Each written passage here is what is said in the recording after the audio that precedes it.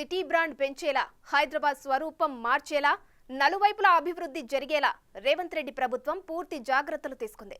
అందుకే బడ్జెట్లో గత 10 ఏళ్లలో లేని విధంగా 10,000 కోట్ల రూపాయల నిధులతో అభివృద్ధి సోపానానికి సర్కార్ బాటలు వేసింది. గ్రేటర్కు సలాం కొట్టింది.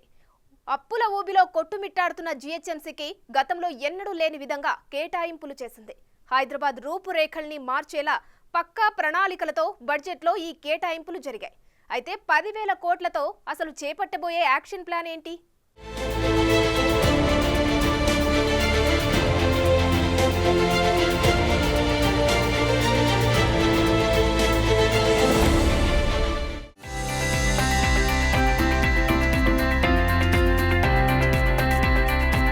Economy booster Hyderabad.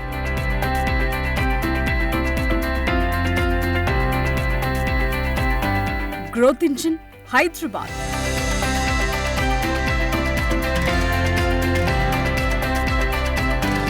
ఉపాధి కల్పనకు కేరఫ్ హైదరాబాద్.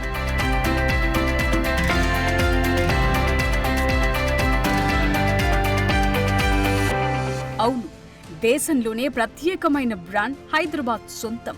రాష్ట్ర ఆదాయంలో మెజార్టీ వాటా గ్రేటర్ నుంచే. మరి ఇలాంటి నగరం ఎలా ఉండాలి? వచ్చే 5 ఏళ్లలో కొత్తగా రూపురేఖలు ఎలా రావాలి?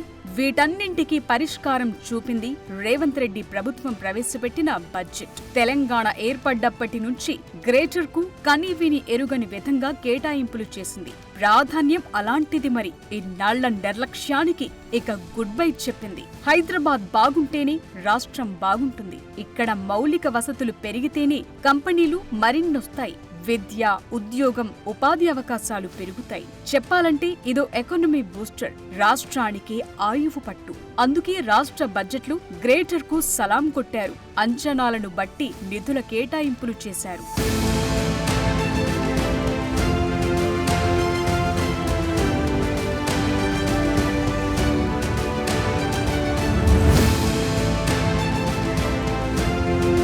అసలు గ్రేటర్ హైదరాబాద్ లో ఏ డిపార్ట్మెంట్, ఏ పన్నులకు ఎన్ని నిధులు కేటాయించారో ఓసారి చూద్దాం.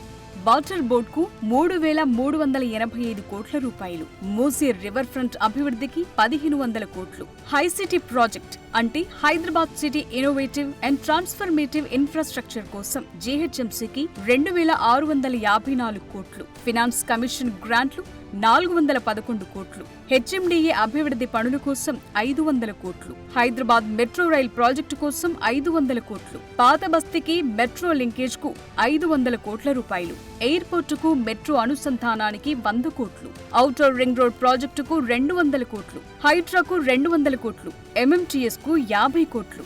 ఇలా మొత్తంగా అక్షరాల 10,000 కోట్ల రూపాయలను గ్రేటర్ హైదరాబాద్ అభివృద్ధి కోసం తాజా బడ్జెట్లో కేటాయింపులు జరిపారు.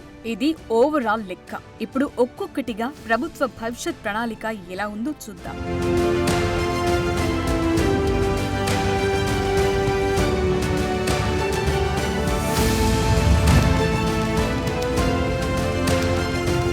ఈ ఆర్థిక సంవత్సరం గ్రేటర్కు 10,000 కోట్ల రూపాయలంటే మాటలు కాదు.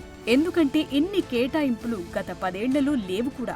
అందుకే ఇదొక ఆశ్చర్యం, సాహసం కూడా. 1 కోటి జనాభా దాటేసిన సిటీ ఇది. గత బడ్జెట్ల కంటే ఇది గ్రేటర్కు చాలా బూస్టప్ అని ఇండస్ట్రీ వర్గాలు, ఎకానమిస్టులంతా ముక్త కంఠంతో స్వాగతిస్తున్నారంటే ఇందులో సీఎం రేవంత్, ఆర్థిక మంత్రి భట్టి విక్రమార్క ముందు చూపు చాలానే ఉంది.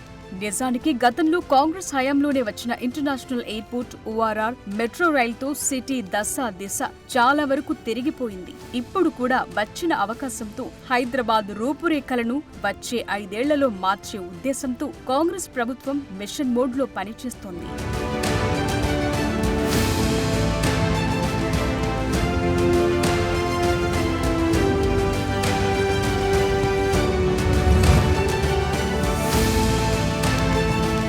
ఇప్పుడు కొన్ని ఎగ్జాంపుల్స్ చూద్దాం. హైదరాబాద్ నడి మధ్య నుంచి వెళుతున్న మూసీ క్లీన్ అండ్ గ్రీన్ గా మారితే ఒక ప్రధాన సమస్య తీరినట్లే. ఎందుకంటే 1 కోటి దాటిన జనాభాకు రిలాక్సేషన్, రిక్రియేషన్ సహజంగా కల్పిస్తే ఉత్సాహం, పని వాతావరణం మరో లెవెల్లో ఉంటుంది. అందుకే సీఎం రేవంత్ రెడ్డి మూసీ ప్రక్షాళనపై చాలా శ్రద్ధ చూపిస్తున్నారు. డిపిఆర్ రెడీ చేయించి కేంద్రానికి స్వయంగా రిప్రజెంటేషన్ కూడా ఇచ్చారు. గుజరాత్లోని సబర్మతి నది పరివాహకం మాదిరిగా చేయాలన్నారు. లండన్ పర్యటనకు వెళ్లినప్పుడు అక్కడ థేమ్స్ రివర్ డెవలప్మెంట్ ను స్వయంగా స్టడీ చేసొచ్చారు. మూసిని అలా చూడాలనుకుంటున్నారు సీఎం రేవంత్ రెడ్డి. అందుకే బడ్జెట్లో 1500 కోట్ల రూపాయల ప్రతిపాదనలు చేశారు. మూసి వెంట ఉన్న ఆర్థిక సాంస్కృతికానికి పూర్వ వైభవం తెచ్చేందుకు పట్టుదలగా ఉన్నారు. నది వెంట 55 కిలోమీటర్ల అభివృద్ధి పనులను చేపట్టబోతున్నారు.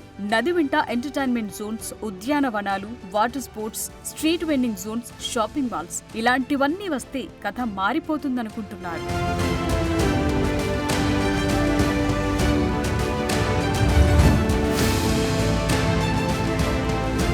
హైదరాబాద్ అంటే మౌలిక వసతులు చాలా ముఖ్యం. జీహెచ్ఎంసీ ఇప్పటికే చేపట్టిన పలు ప్రాజెక్టుల కోసం భారీ అప్పులు చేసింది. వాటికి వడ్డీతో సహా అసలు చెల్లింపులు, అలాగే పనులు చేసిన కాంట్రాక్టర్లకు టైంకు బిల్లులు ఇవ్వలేక, అటు నెల నెలా సిబ్బందికి జీతభత్యాలు చెల్లించలేక అవస్థలు పడుతున్న గ్రేటర్ హైదరాబాద్ మున్సిపల్ కార్పొరేషన్ కు ఈ బడ్జెట్లో బిగ్ రిలీఫ్ దొరికింది.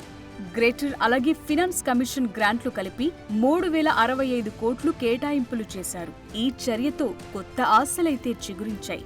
హైదరాబాదులో ఇకపై చేపట్టబోయే ప్రతి పనిని హైసిటీ పథకం కిందే చేపట్టనున్నారు.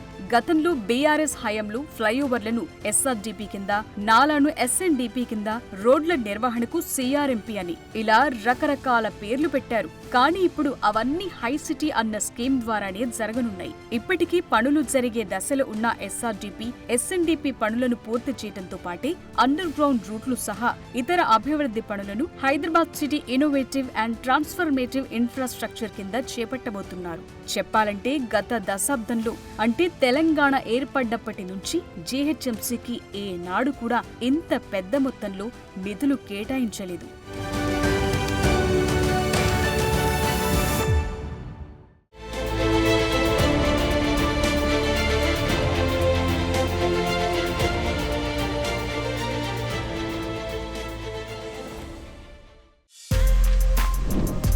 For more videos like this, subscribe Big TV channel.